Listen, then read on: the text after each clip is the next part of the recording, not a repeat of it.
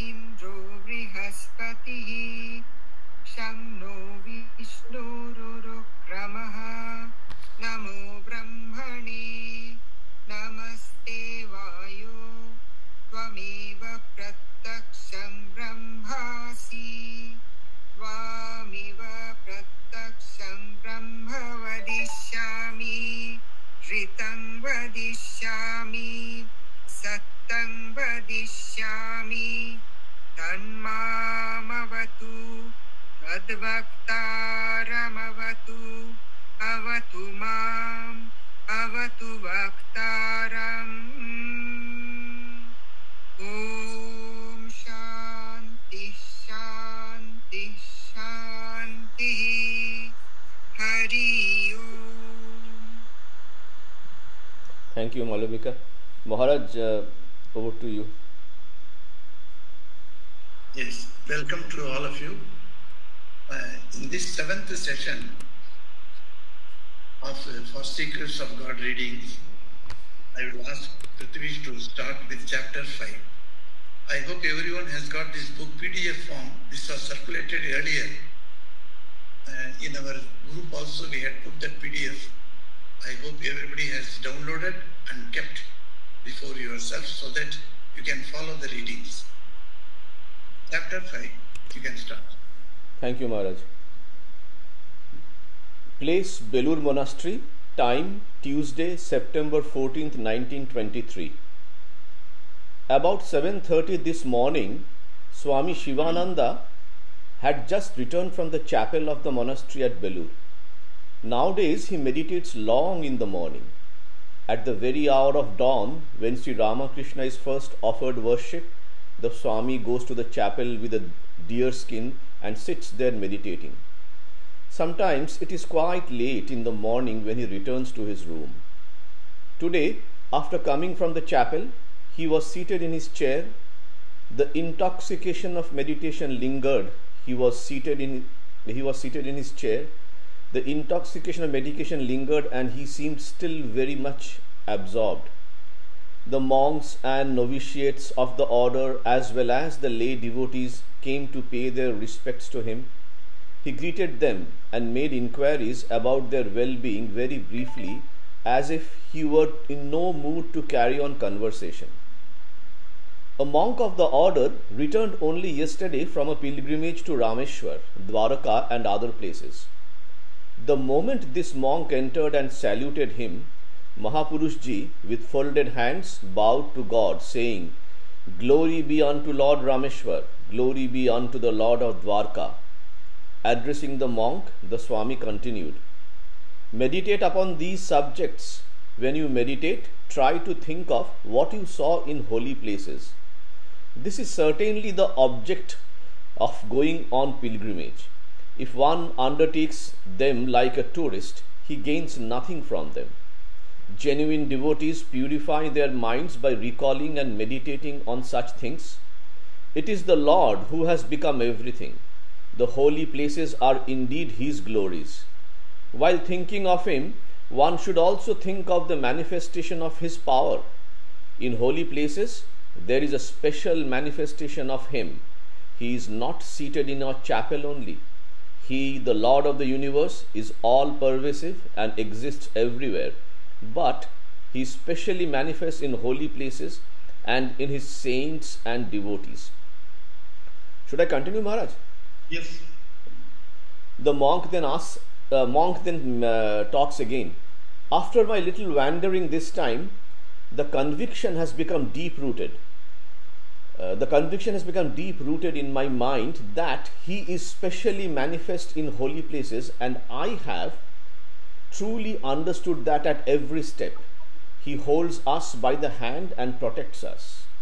I remained for 3 days at Kanyakumari, Cape Comorin, and enjoyed my stay very much. I used to spend considerable time in meditation, japa, worship and reading. So exquisitely beautiful was that place that it was difficult for me to leave. Through the grace of the Lord, in an unaccountable way, excellent arrangements were made for my lodging."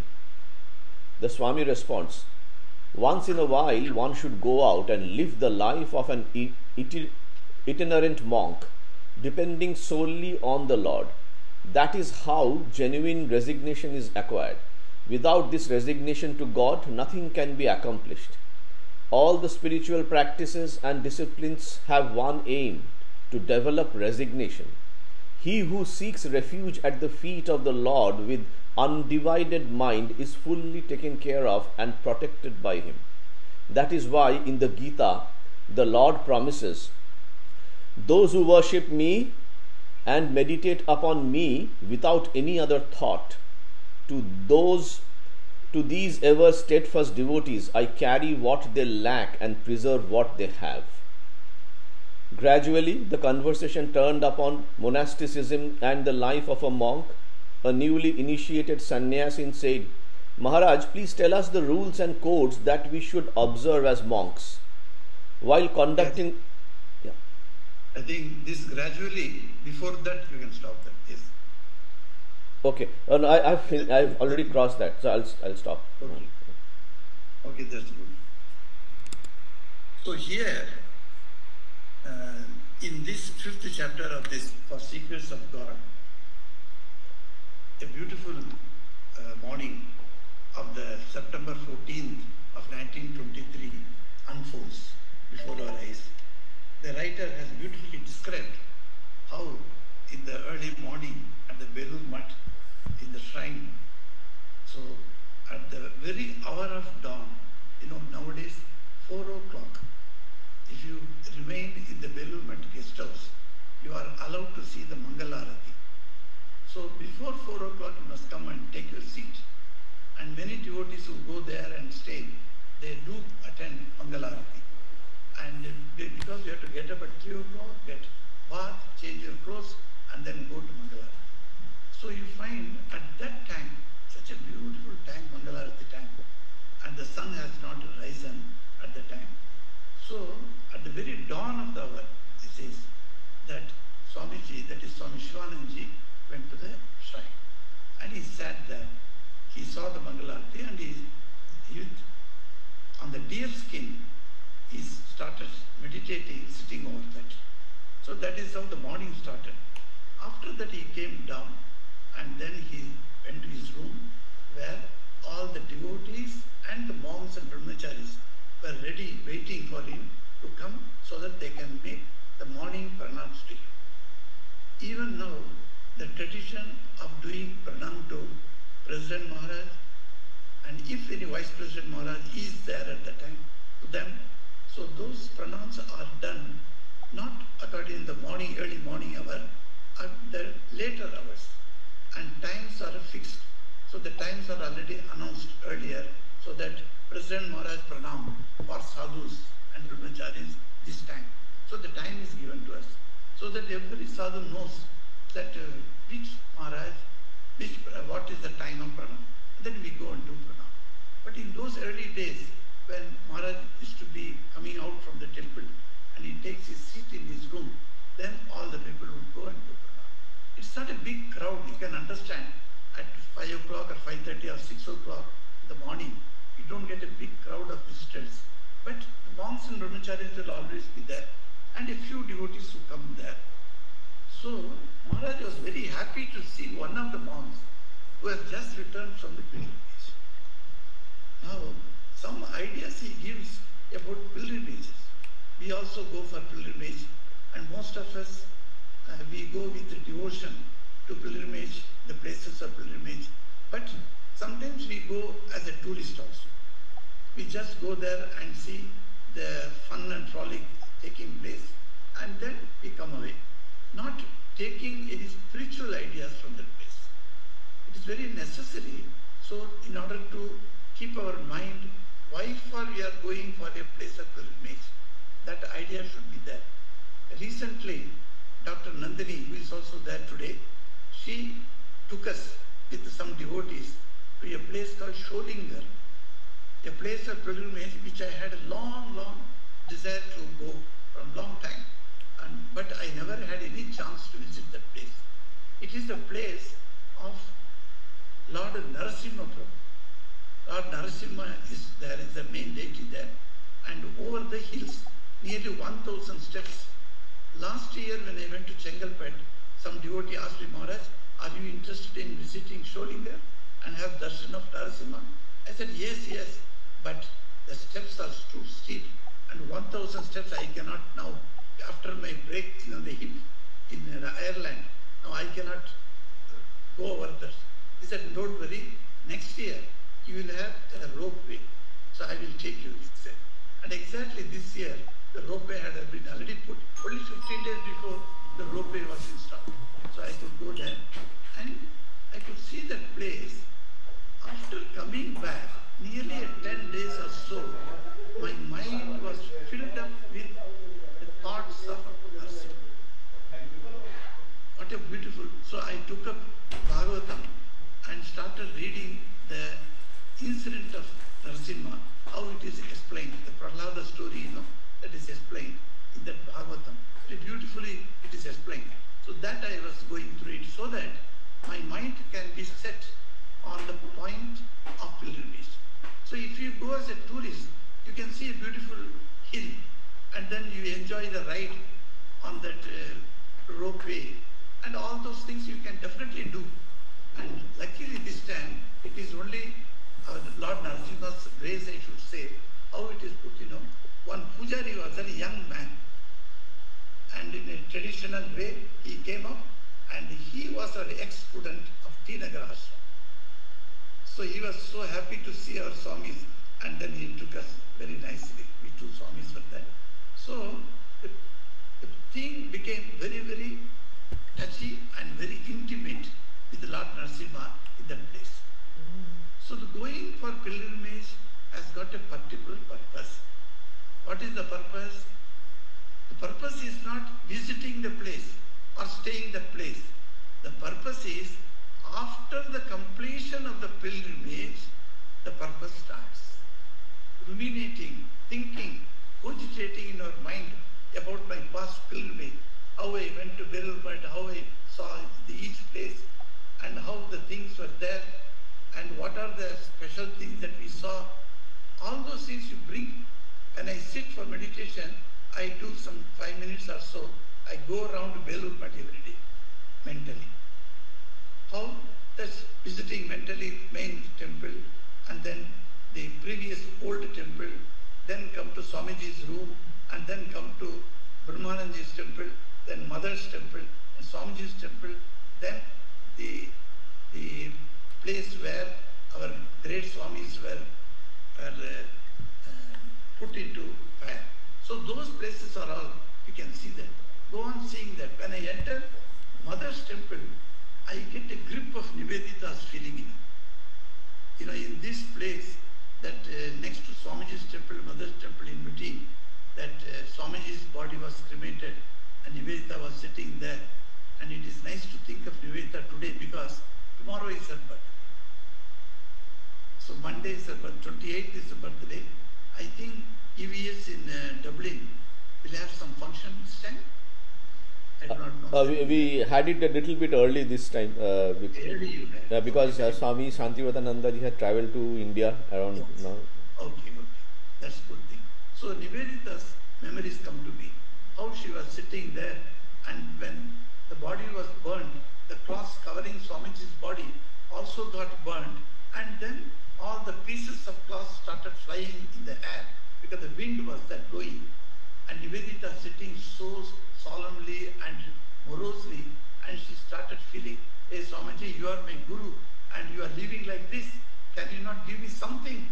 Like that she was praying to him and one piece of cloth that flew against the wind and came at her and it fell on her lap. So that is a wonderful thing, that memory. And Mother's temple, when you go to Mother's temple where the exact Holy Mother's, the most pure body was burned, that place, Swami Shivananda used to say, you go for pilgrimage of Shaktipitas. There are 51 Shaktipitas, we all know that. 51 Shaktipitas from the ancient time. And a few are in Afghanistan also. Some are in Burma nowadays. Nowadays all the things, see Indians are politically divided, but then you can see these places were fallen. The parts of Sati's body, So that mother's place, about that he says, if you go to a place, say for instance Calcutta Kalighat, Dakshineshwar is not a Shakti Peeth. You must know clearly. That was not the part of Sati fallen anywhere in Dakshineshwar. No. It became Shakti Peeth later by the worship done by Sri Ramakrishna. And so mother became like that. So likewise, that Kalighat is a Shakti Peeth where the Budo, Payaje Budo Angul Bolena, that is what is that the Big toe. yes. Big toe, Fallen there. So that Kalighat, you go there. So Shivanji used to say, if you go to a Shakti Peetha, one part of the body was fallen and that became Shakti Peetha. But if you come to Belur Math, in Holy Mother's temple, the entire body was there. The entire body was burnt. So he said this is 51 Shakti Peethas are put in together, and together in one place you get all the 51 Shakti Peethas Punya. What a beautiful idea is thinking Holy Mother as a Devi, and then you can think of that. So just 5 minutes of moving around in mind, visiting these places brings you those memories. And even the first day I went to Belur Math, what I saw, still now I remember, as a young boy I went with my parents, and that was so beautiful. Yes. Maharaj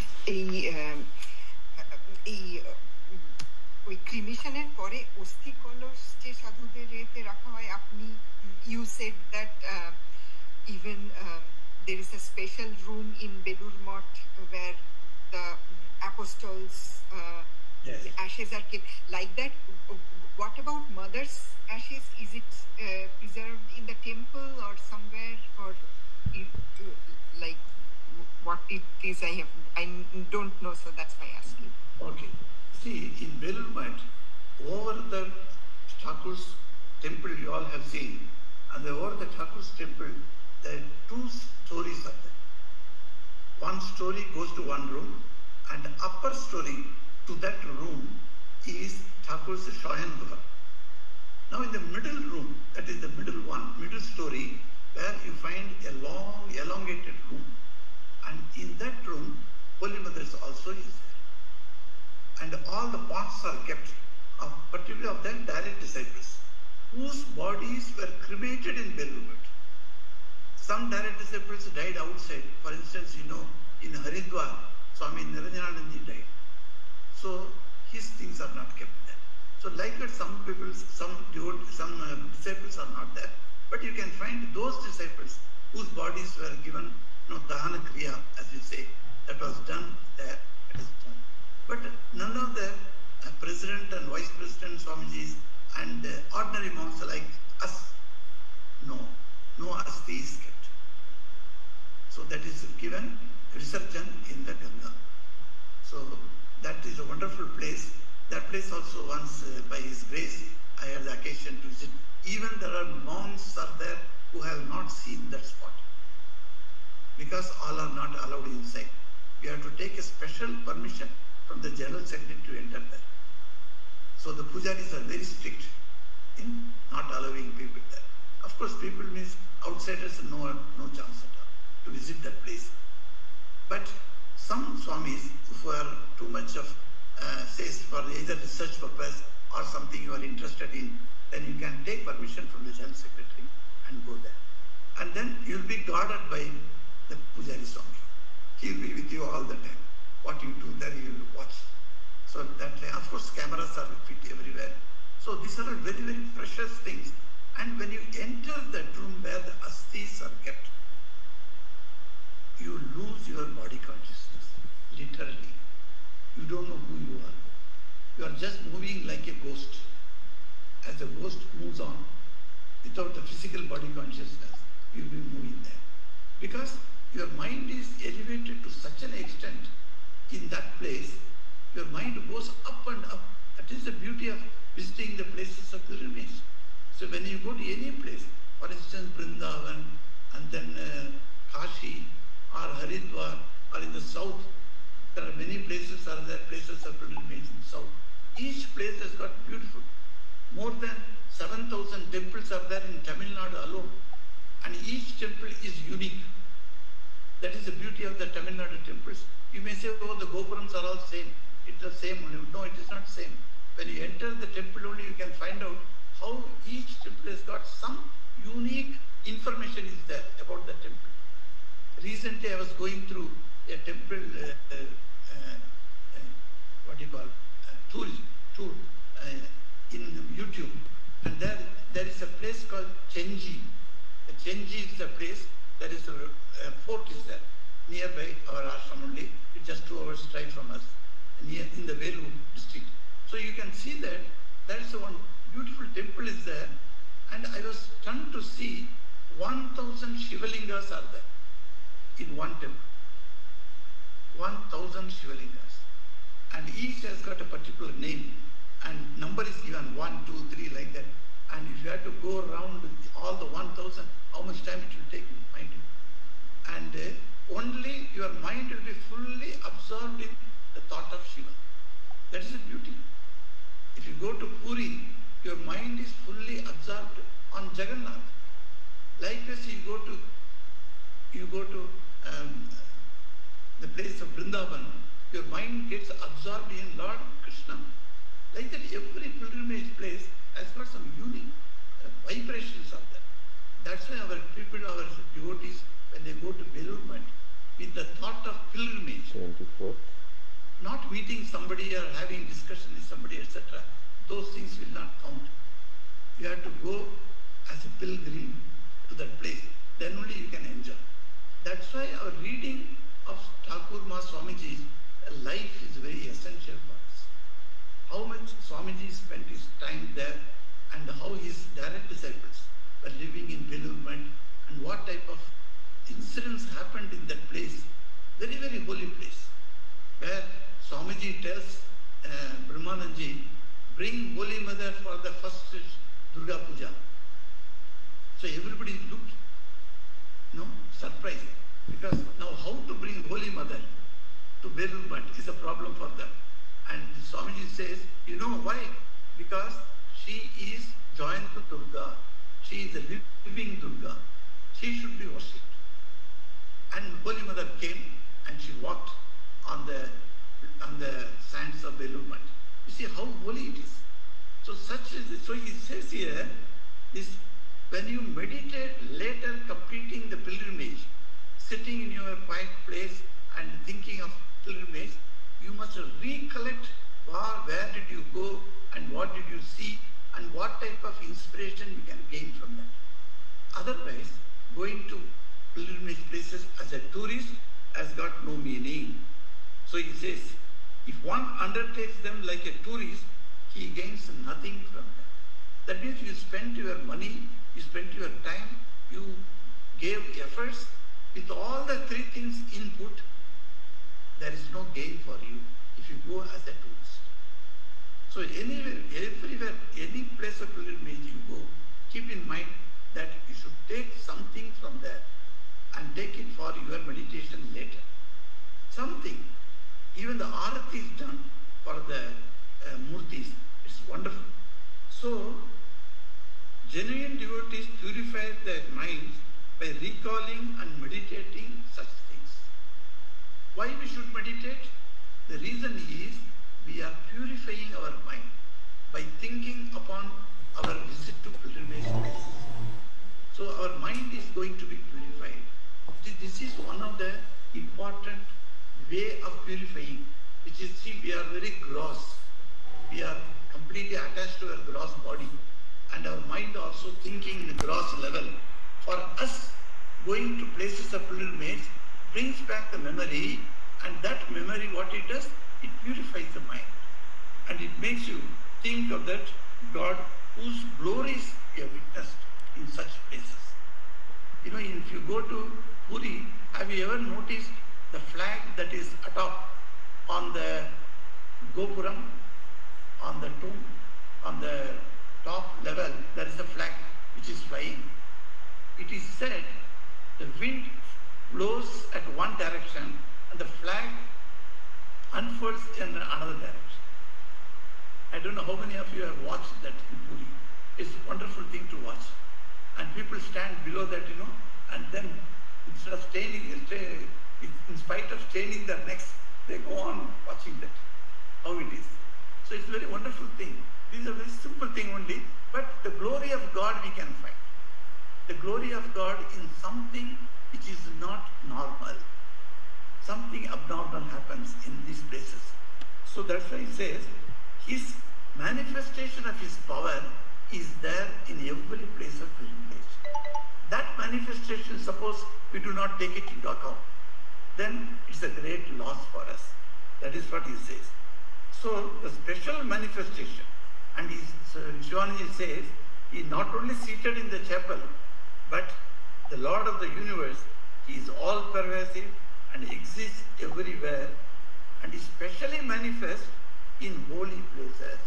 That's why pilgrimage gains importance in his saints and devotees. This pilgrimage is not unique for only Hinduism, mind you. There are other religions are also there. For other religious people also, the places of pilgrimage are given there. So they also make annual tour, annual visit, or biannual visit, like that to several places we go.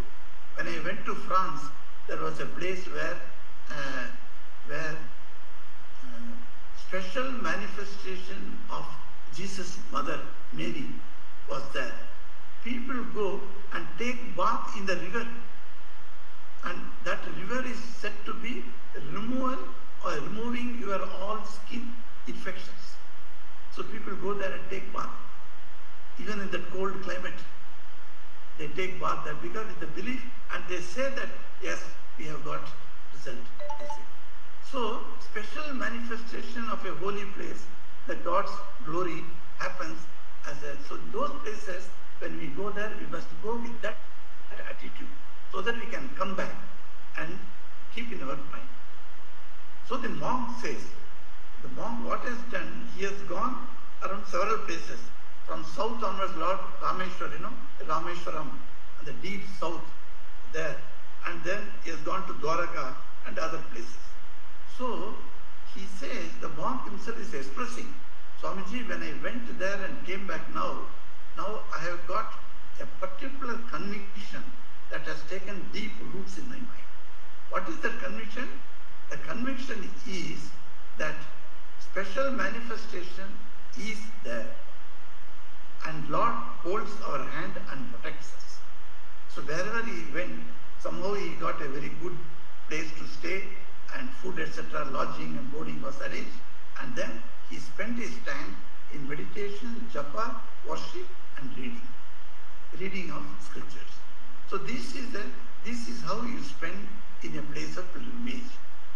So when you go to place of pilgrimage, you must have some time for these four activities: japa, dhyana, and then also study of scriptures, and then worship. All these four should be undertaken. So that is how, recently when I went to Madurai, one day I had full day without any program. I spent the whole day in these four aspects of activities. So early morning, 6 o'clock, I went to Madurai Meenakshi Sundareshwar temple. I had a beautiful darshan everywhere. The crowd was much less. And then I came back. And then I had studies. And then I also had japa and meditation. So it went about one day, very beautiful went. And even now, when my mind goes berserk, goes here and there like that, then I always watch my mind and tell, hey, now remember, how was the Meenakshi temple in Madurai? Then my mind immediately starts thinking of that, and all other extroverted thoughts, they just go away. So because it purifies. The mind gets purified. So that is the beauty of that place. So the Swami is telling, once in a while, one should go out and live the life of an itinerant monk, wandering monk. This has been practiced in our order. You see, when Swamiji started this order, this Ramakrishna order, he had in mind, he had seen all over India during his wandering days. He himself was a wandering monk, and he has seen thousands of wandering monks moving from village to village, town to town, and spending their days in waste. Now, Swamiji thought, if only I can bring the monks together, make them sit in one place, and do some philanthropic activities as a sadhana for their self-realization, how wonderful it would be. So this was one idea that was poking Swamiji. And so he started this Ramakrishna order and made the monks to stay in one place. You know, if I have been wandering along, what benefit I could do to the society, that benefit can be multiplied 100 times if as 4 or 5 months together we stay in one place and do that activity. So the society gets benefited. And it is very before everyone's eyes how the society gets benefited in places like most worthless places like those places we have seen. How the whole Vizag center, because of our center coming up there, the Ramakrishna beach it is called, how the entire area just developed within a few years. You will be stunned to go and see that Visakhapatnam. And likewise in Narendrapur, one center came with the 16 monks were there, and the entire society around Narendrapur has got a now prestigious locality of Calcutta. Likewise, wherever Ramakrishna Mission sat, that is the monks went and sat, and collectively they could perform such wonderful activity. So it is possible. So Swamiji thought like that. But then, if we stay on like that, one disadvantage for the monks happens. Many monks must have even told some of our devotees, some intimate devotees may know this problem. What is the problem? The problem is staying in an ashram, getting meals at the stroke of the bell striking, and doing everything timely, and you do not have all your needs are taken care of. That reduces the faith in the Lord. So you can ask, any time in your life, have you lost that faith? If anybody asks, the Swami is very close to you, you can ask that question and he can tell also. If you ask me, I can also tell, yes, once I lost that faith in the Lord, that He is looking after me, I am depending on Him, I am solely dependent upon Him. So what happened? 3 months I went out. Without touching money, I went out to the northern India. At that time only I went to Mayavati and met Swami Bhajanananji for the first time. So you can see that we are moving out. Once you leave out, in Dehradun ashram, when I was in Ranchi for 12 years, every year I used to go for tapasya to Dehradun ashram. And in Dehradun ashram, once in a week, we monks used to go for Bhiksha. So no food made in the ashram, only for the elderly swamis who are there. Otherwise, we young fellows, we have to go out and take Bhiksha. And whatever you get Bhiksha, you eat there itself, or you come back and eat here. So you take a small bag with you and go to houses. So the Bhiksha taking in Dehradun villages was a wonderful experience for me. And the people will be waiting. And I would have to say, you see, next week if I come, I will take from you. This week, this house. I have to make partition like that. Otherwise, all the people would come and then press you. You come to our home like that. This village only. All the houses are all dilapidated. But still, they knew that Sunday, the Ramakrishna Mission Swami will come for Bhiksha. I must feed him something. You know, feeding sadhus is not a small thing, I tell you. Today only from Tindivanam, one devotee rang me up and told, Maharaj, I was so happy yesterday when Swami came to her home and I fed him. And then she narrated the menu also, what she fed him, and then how he ate. And then while going, he told her, you behaved and gave me food just like my mother, he said. And that was the best compliment I have received, Maharaj, she said. You see? So feeding sadhus is one of the important items. Many devotees would request the sadhus, a group of sadhus to come to their home. It happens in many centers also, we have seen. So I have attended many houses like that. So you can see that how the feeding sadhus itself has become a big thing. So what happens is, a sadhu is a wandering monk and he is stopped by some household devotee and he gives up, sir, you take food with us today, and he invites you inside and washes your feet, makes you seated and then feeds you. That devotee gains half of your punya, what you have accumulated. Mind you, this is what our President Maharaji told us. So there is a benefit. What is the benefit? God looks after me. God is behind me. He gives me food. I won't go hungry. Even in train, sometimes the next person who is sitting there with me, she would open her packet, said, Swamiji, will you have one piece of roti? She would give me our parota. I said, gladly accept it because she gives. But what happens? My punya so far I have accumulated, 50% is gone to that lady. Now you understand, there is a danger also there in wandering monk. And because you are giving away your punyas. So our President Maharaj told us, in that case what you have to do, when you do wandering monk and accept food from outside, not in the ashram, outside, from anybody's hands, you must increase your tapasya. You must increase your japa and dhyana, so that the punya that you lost and can be replenished with the new accumulation of punya. So that's what he explained to us. It is very important point. We take it very lightly and then we don't understand this. Because every householder who feeds sadhus, wandering monks like that, and asks him to come and take food, and they are benefited enormously. For a householder, that's a wonderful way of accumulating punya. So, all the spiritual practices and discipline have one aim, to develop resignation. The resignation is a very technical word because we are all job-oriented devotees. So we know what is resignation. Resignation from the post that you hold on in a company. So here what is the meaning of resignation? You are resigned to the will of the Lord. You have got no more anything, but you are resigned to Him. That is what he says. So he quotes a Gita, there's a beautiful shloka is there, that I carry what they lack and preserve what they have. Yoga Kshemam Vahamyaham. That shloka he quotes. Yes, Pratish? Can continue the paragraph? No, Maharaj, I didn't have a question. I have a question, Maharaj. Oh, okay.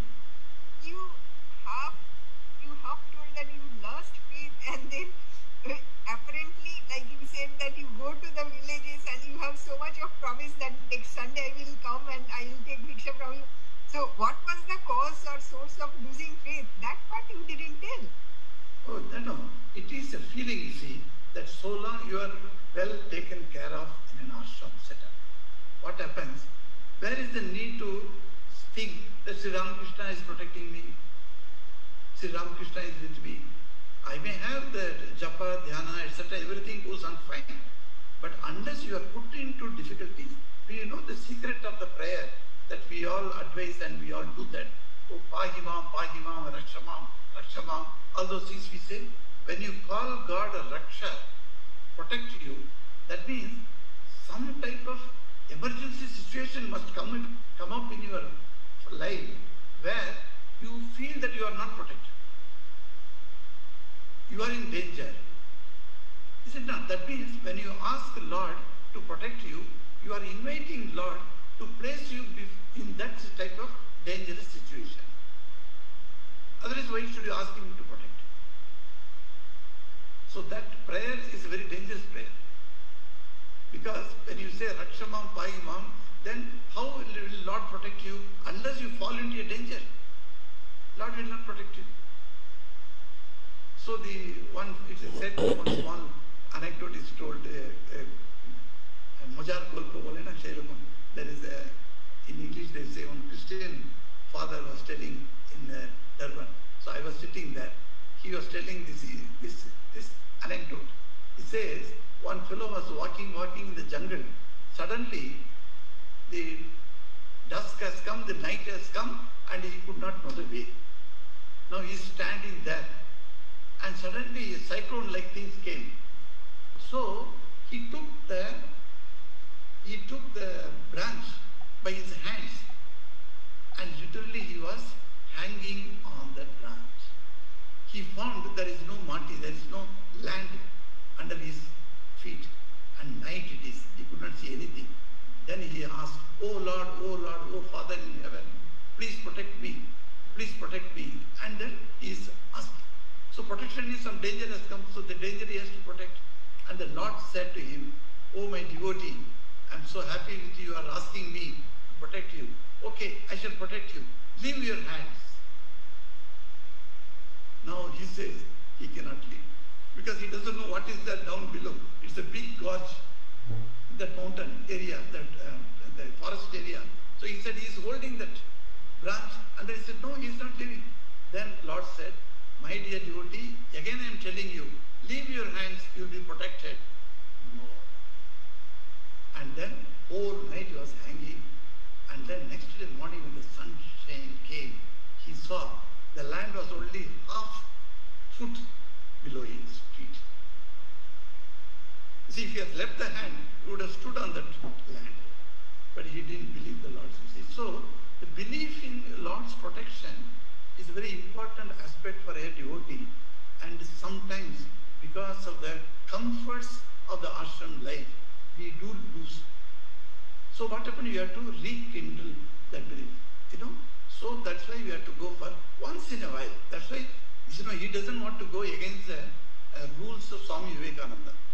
So Mahapurush Maharaj knows that, how a few group of Swamis staying together in one place can do maximum benefit to the society and also to their own salvation. He knew that. So that's why the motto is there, for self-salvation as well as for the betterment. So Atmano Mokshartham Jagat Hitaya. So that motto is there for us. So he says, once in a while you should go out and live. And what happens then? Then he says that you will get that wonderful idea of resignation. I am dependent on God. That's why it is only for the monks, not for the householders. Yes, Pratish, you can resume your reading. Maharaj, one question. Okay. Why not to the householders surrender to the Thakur that God is protecting? But it is very difficult for us to come to that stage. But still, we too can resign to the God. Whatever will happen, you are protecting me like that. But it is a very difficult, the stage that the householders will attain. Yes. Dr. Sarojini, you would have a good question. Why not householders can take up this itinerant monk's life?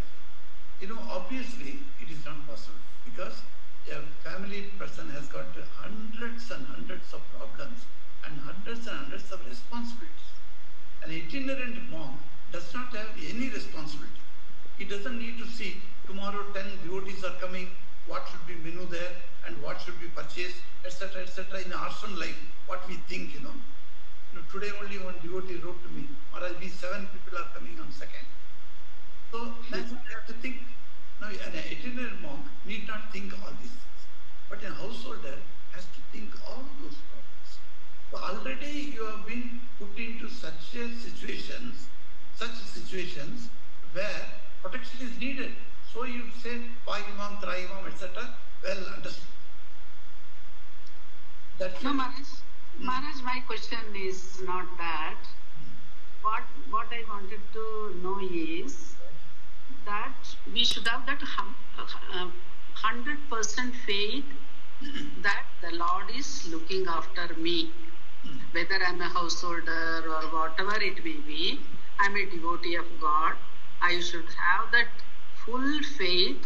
God is ever protecting me. This faith is very, very, very difficult. Even I don't think I have not even known. Correct. But I'm asking you, what are the I mean, how can we get that faith? That faith comes only by experience in your life. So you are put into a very, very dangerous situation, for instance, and then you pray to God and you come out of the dangerous situation. Then what happens? Your faith increases. Is it not? So in our family life, we find hundreds of situations occur, not in a year, in every day possibly. And those situations, because you are dependent upon God, you feel that God is protecting me, immediately that situation gets resolved. So in your life, in your, say, whatever be your age, you think, go back to your age and see how many types of different difficult situations you have been put into, and you have been saved. So by getting this experience of saving, this after praying Rakshama, and you are given Raksha, and then you are saved, so you get the faith increase. So the faith goes on increasing as per the experience a person gets. That is the one.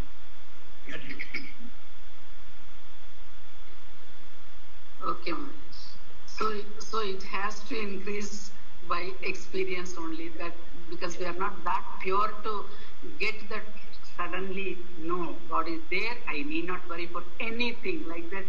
Correct. I don't. Yes. Because I tell you, the people, the devotees who say that they are dependent on God, we depend only on God, like that they say, when the difficult situation comes, they are shaken. Have I not seen people who come and tell me, Maharaj, my son has passed away. What is the life? I will also commit suicide. You see, a situation has been created in your life, and instead of dealing with the situation, you are just running away. And what about your faith in God, that God is protecting you? So when the faith is tested by difficult situations, one should come up with that idea, God is with me, He will save me. If that faith is there, then God really saves. He doesn't leave out. Name Bhakta Pranashyati. This is the guarantee given by Sri Krishna in the Gita. He clearly says, Name Bhakta, my Bhakta, na Pranashyati. He never gets lost. I will always protect him, he says. And hundreds and thousands of stories of Puranas, we all know how the situation of Draupadi, how Lord came and saved her, and how the Pandavas were saved by Lord, and how the others like that. Hundreds and hundreds of instances are there. In our own life we have seen how the difficulties come and how we come out of the difficulty by His grace. Sometimes your ego may be working, thinking, I am intelligent, so I have resolved this problem. You may think, but it is not. Actually, it is the Lord's grace that has given you the answer. So by experience only one gains this. Yes. Maharaj, there are a few questions. Should we take them first? Oh yes. So, Mr. Chatterjee. Yes, please. Thank you. Maharaj, I have the question is that you talked about the question about the access of Thakurma, etc. in the first floor of the main temple. Is it main temple? Yes, main temple. Main temple. Yes. There are stairs to go out. Yes. Yes. Okay. And the same as Aktaram Court, what would we call it? Yes, yes. That is also kept there. Yes. Okay. Okay. Maharaj, I have two, three questions. Quickly I'll go through.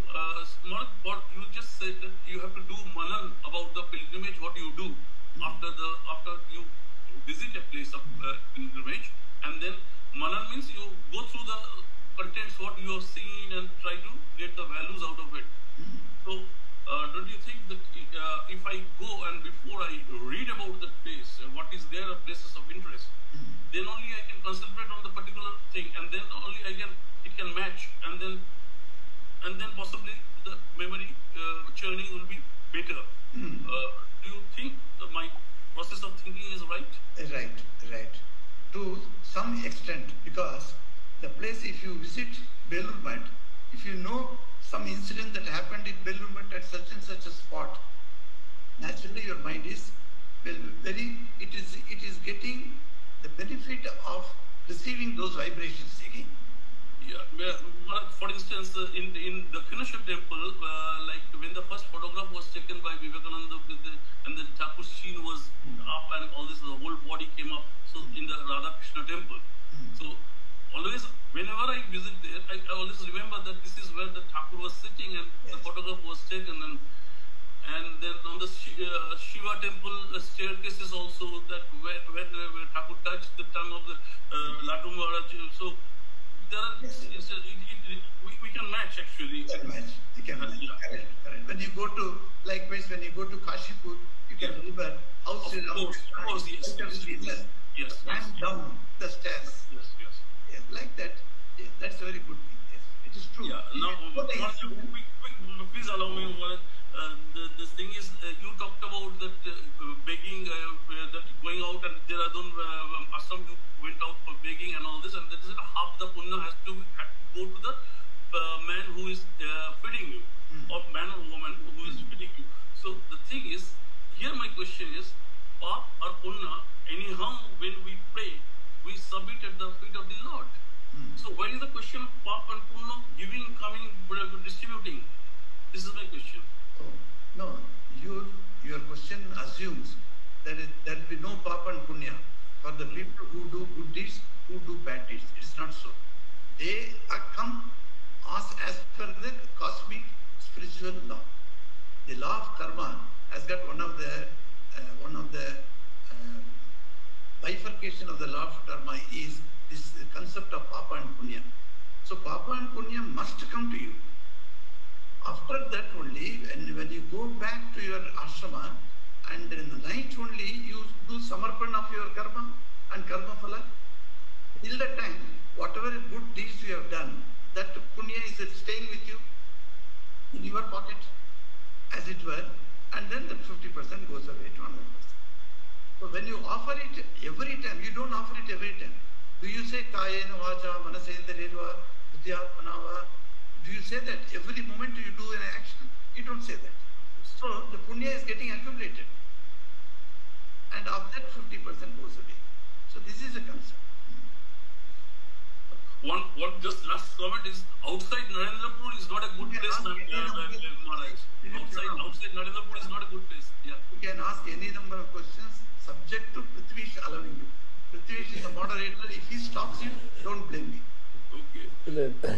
I just want to say and conclude it that outside Narendrapur is not a good area. You said that Narendrapur is inside Narendrapur is a very nice place, but outside Narendrapur, while approaching, I have to face traffic jam for half an hour. Okay. But that means it's developing. But thank you, Mr. Chatterjee. We have two more questions. Sumita Chetty. Please go ahead, ma'am. You are on mute. You are on mute, madam.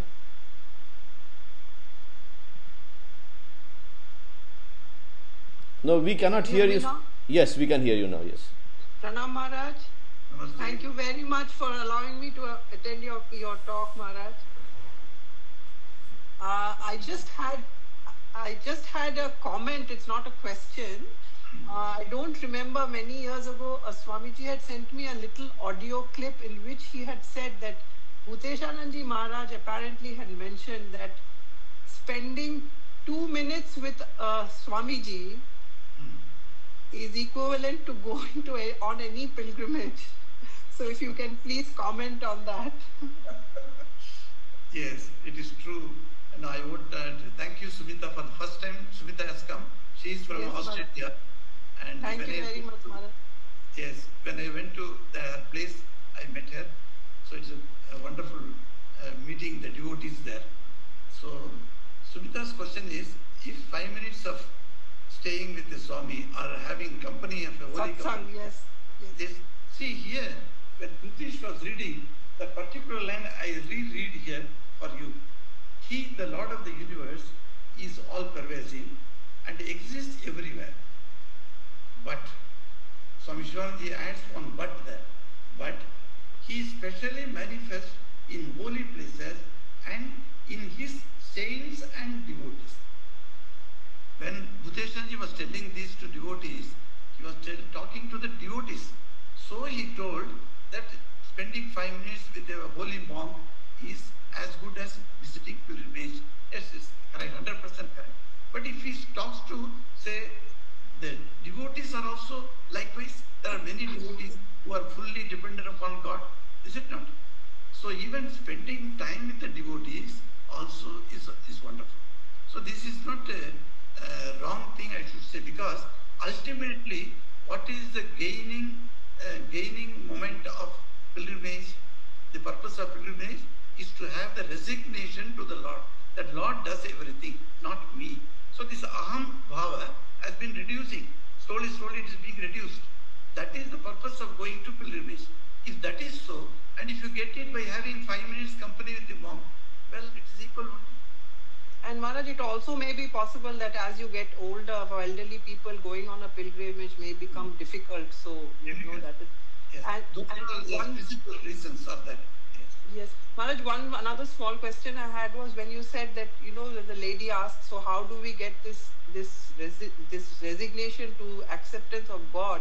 So you said that you have it to come through experience in life. So it is only that we go through difficult times in our life that we will come to this stage.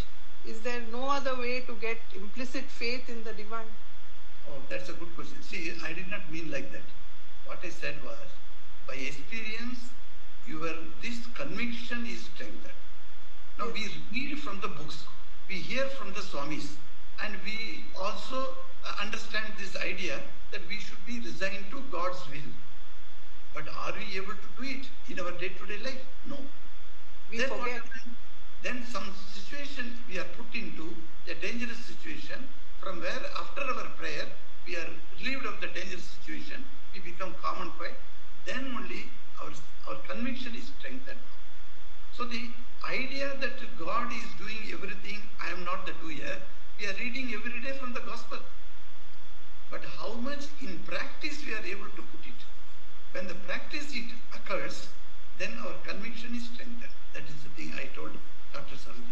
So what should we do in our day-to-day lives, Maharaj, to be constantly aware of this in every activity, from the time we wake up till the time we go to sleep, that it is not us, it is we resign everything to the Lord. Because it is very easy to forget it, Maharaj. Very easy to forget. That's what I was telling. The whole day you don't even remember that God is doing everything. I am doing, that is what important. That's what coming every time. So it is very difficult. That's why the sadhanas and solitary place, you go there and do retreat, these are all prescribed for that purpose only. Yes. Yeah, as Thakur said that keep holy company, sadhu sango, nirjanavas and jop. Three things. Prarthana. Okay, so thank you. So we have Kaushik Maharaj and Jaba raising hands. So Kaushik, can you go ahead with your question? If you can keep it short, please. Yeah. Maharaj, yes. Maharaj, one of the mothers was talking about faith, and I think we go back to chapter 17 of the Gita, where Arjuna also says that how do we still worship with faith? And is there faith in the mode of Sattva, Rajas, or Tamas? And in the second verse of the chapter 17, the Lord says that like every human being is born with innate faith, but we can now distinguish it between the three forms of our inner nature. So, and now he also goes on to continue to discuss that, because the faith of all human beings corresponds to the nature of their mind. And we all possess it, Maharaj. And what the mother was also trying to say is, how do we develop it? And the nature of your faith will be determined based on your sattva, rajas, and tamas. Exactly. Correct. Thank you, Kaushik, for this input. Yes. The nature of the mind depends upon these three gunas. And the guna itself is a very big topic that we have discussed in some places. And according to the guna of the Prakriti that we are practicing our sadhana, so that also is a very big point where it will come as a obstruction. Suppose you have tamas gunas higher, then the sattvic guna, that God is the doer, that sense to come is very difficult. So unless we promote ourselves from the tamo guna to rajoguna and from rajoguna to sattoguna, that's a different dimension to that problem. Yes, thank you for that, putting that idea. Thank you. So we have Joba Chatterjee, I think, right? Joba, see, you have a question, please. Yeah. Thank you, Pranam Maharaj. Yes, Maharaj. My first question, not question, Maharaj. You can say that you're saying that the Thakur is there and protecting everywhere. So in my childhood days, my mother used to say one story of Madhusudan Dada. So one boy is traveling through the forest to go to his school. So he's afraid of going to there, and his mother is telling to him that whenever you go and whenever you feeling afraid, you can call Madhusudan Dada. He will come and cross this road. And really it's happened. Like one story like that, it came out. But secondly, it came out that when I read and find out that Swami Ranganathanandaji Maharaj in Karachi and facing lot of problem, and while he is returning, he is coming by boat, and that also there is a dangerous route, but he came. So God is holding us in different ways, and He is present with it. And you have another. This is one point aspect, and second aspect is you, as per your lecture one day, you told, I think during your mother's birthday, Holy Mother's birthday, you have given the lecture that one we can say that Adivashi, one lady, she used to do she used to offer puja to Shiva, and you went to the temple, and she has looked you as a Shiva, and she called her in her home and feed you. And in that room, that our Thakur's photo was there.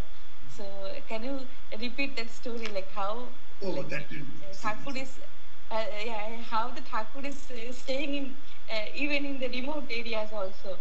We don't know that. Thank you for reminding me. But the story I have told many times also, and story is what we shall keep it. Let us finish the discussion, okay? If some more may have some points to ask, we shall do it. So, thank you, Maharaj. During the course of readings also, some stories will appear in my mind at the time. Yes. Thank you, Maharaj. So, Maharaj, we have crossed your time, 5:30, 5 minutes past. So, should we wait for more questions or do a reading, or we can close now, because it's past 1 hour past. And not only me, I may be free, but then what about the people? Yes, and I agree. They got again and again further programs are there. So I don't want to delay anybody, and 1 hour is a very nice time to spend with the devotees. And these classes are not going away. I am requesting all of you, please join our classes next month. 10th of next month is our anniversary of dedicated disciples. So Maharaj, you started it last year in November. This will be there. And anyway, on 3rd of November, we have Kathamrita class by Swami Shantatmanandaji. So welcome all of you to join. Maharaj, thank you. Over to you. Thank you very much, everyone. And I wish you all a happy and Shubha Diwali. Not happy Diwali. Shubha Diwali to everyone. Shubha Diwali. Thank you very much, Maharaj. Maharaj, will you be sending us the Zoom links for the classes? We will be. Nitish can answer that. I will take care. If you are in the Tat Padam group, you get the Zoom link. If you are not, then I will. I'll get in touch with you. So yes, please, okay. Please add me. Thank you very much.